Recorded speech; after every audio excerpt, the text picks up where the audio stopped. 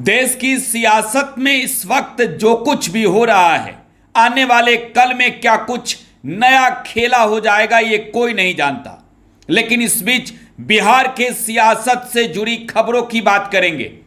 बिहार के मुख्यमंत्री नीतीश कुमार, लोक जनशक्ति पार्टी रामविलास के चिराग पासवान और हिंदुस्तानी अवाम मोर्चा के जीतन राम मांझी इस वक्त बहुत ही ज्यादा टेंशन में हैं, चिंता में हैं, क्योंकि लोकसभा के अंदर स्पीकर के पद पर भी चुनाव होने हैं। विपक्ष ने उम्मीदवार उतार दिया है। एनडीए ने ओम बिरला को मैदान में उतारा तो के सुरेश को कांग्रेस ने। इस वक्त जो सियासी गणित है वो बिहार पर भी निर्भर है। बिहार में नीतीश कुमार को यह तय करना है कि वो इस वक्त साथ किसका देंगे।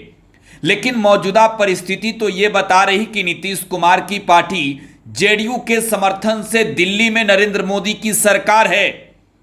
चिराग पासवान की पार्टी लोक जनशक्ति पार्टी रामविलास के दम पर दिल्ली में सरकार है।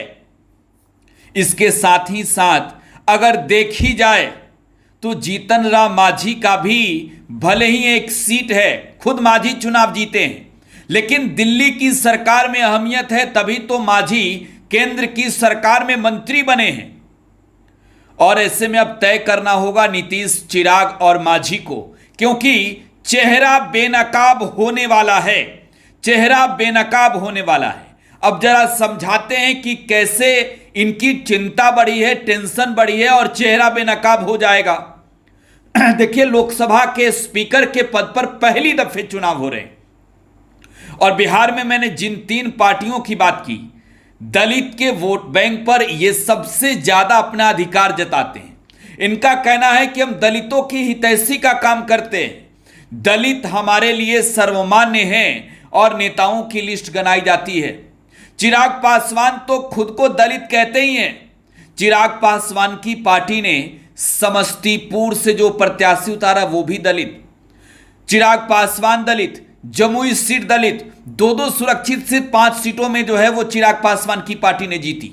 गया से खुद जीतन राम मांझी चुनाव जीते। बिहार भर में मांझी ने कहा कि अरे दलित के हितैषी तो एनडीए में है। लेकिन अब बड़ा टेंशन इस वजह से इन लोगों की बढ़ी है कि एक और ओम बिरला है, दूसरी ओर के सुरेश। जरा के सुरेश के बारे में समझ लीजिए, वो कांग्रेस के एमपी हैं। ये सबसे बड़ी बात नहीं है इस चुनाव में, वो 8 बार के एमपी हैं, यह महत्वपूर्ण है। यानी एक अनुभवी राजनेता के रूप में के सुरेश को आप जानते हैं। सबसे बड़ी बात कि ये दलित कार्ड है कांग्रेस का, दलित उम्मीदवार हैं।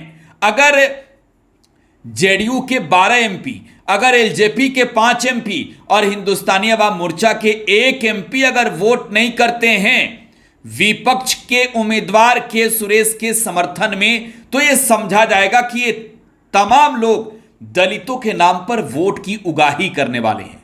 नीतीश कुमार को लेकर आप ये नहीं कह सकते कि वो फैसला नहीं बदल सकते। आप चिराग पासवान को लेकर सोचिए, जो चिराग दलितों के नाम पर पूरे देश नहीं बल्कि बिहार के अलावे उन हिस्सों में जहां दलितों की आबादी है, राजनीति की बात करते हैं। चिराग पासवान की नीति आखिर कैसी दलित वाली नीति है जहां दलित के खिलाफ वो वोट करेंगे। चिराग पासवान लोकसभा के अंदर जब वो अगर एनडीए के उम्मीदवार के पक्ष में, ओम बिरला के पक्ष में वोट करेंगे तो हाजीपुर की जनता को, समस्तीपुर की जनता को और जमुई की जनता को क्या जवाब देंगे? कौन सा मुंह दिखाएंगे? दलित के नाम पर सुरक्षित सीट से दलित बनकर वोट लिया। 3 उम्मीदवार को मैं बात कर रहा हूं, चिराग पासवान, सांभवी चौधरी, अरुण भारती।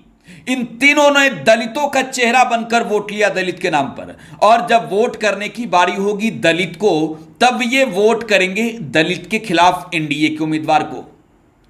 जीतन राम मांझी खुद को कैसे दलित नेता कहेंगे जब सदन के अंदर दलित को वोट नहीं करेंगे? नीतीश कुमार कैसे कहेंगे कि वो दलितों की हितैषी की बात करते हैं?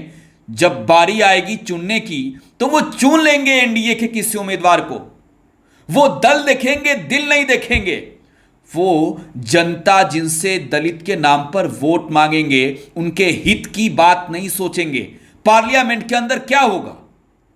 बिहार के दलित हिसाब करेंगे आने वाले साल में चुनाव में, क्योंकि चेहरा दलित है और दलित कार्ड खेला गया है। अगर कहा जाए चिराग पासवान के भाषा में, तो आप दलित हैं तो दलित होने का प्रमाण देना होगा।